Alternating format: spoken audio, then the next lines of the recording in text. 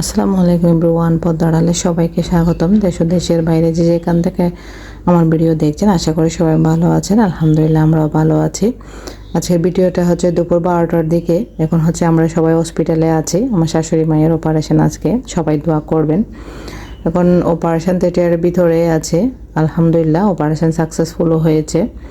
তো সবাই আমরা বাইরে অপেক্ষা করতেছি কখন দেখা করতে পারবো, বাট এখন ওখানে দেখা করতে দিচ্ছে না, যেহেতু ভিজিটিং আওয়ার আছে। ভিজিটিং আওয়ারে দেখা করতে পারবে।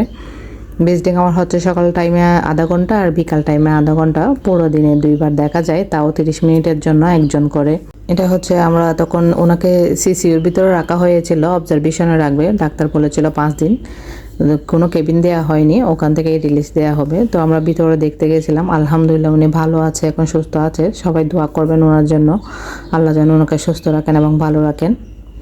সে সাথে আসার সময় আমি অল্প কিছু বাজার নিয়ে এসেছিলাম, কে কোন দিক থেকে মেহমান আসে বাসায়, যার কারণে কিছু কলা, তারপর মোসাম্বি, সাথে পেঁয়াজ, তেলের প্যাকেট, অল্প কিছু বাজারও নিয়ে এসেছি। মুরগি নিয়ে এসেছিলাম 3-4টা, কারণ এখন সন্ধ্যাবেলায় রান্না করে রাখবো, সকালে আবার যেতে হবে হসপিটালে, যার কারণে সন্ধ্যায় রান্না করে রাখলে আর অসুবিধা হবে না সকালবেলার জন্য।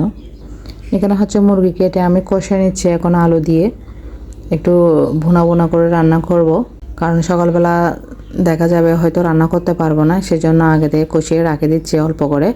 এখান থেকে অল্প বিরিয়ানির জন্য রেখে দেব, আর অল্প হচ্ছে আমরা খেয়ে নেব এখন, যে সকালবেলা বাচ্চাদের টিফিনের জন্য দিতে পারি ভাতটা রান্না করে। তো আজকের ভিডিওটা এইটুকুই। যদি ভালো লাগে একটা লাইক এবং সাবস্ক্রাইব করবেন, বেল বাটন অন করে রাখবেন, পরবর্তী ভিডিও দেওয়ার সাথে সাথে যেন নোটিফিকেশন পৌঁছে যায়। ভালো থাকবেন, সুস্থ থাকবেন। আল্লাহ হাফেজ।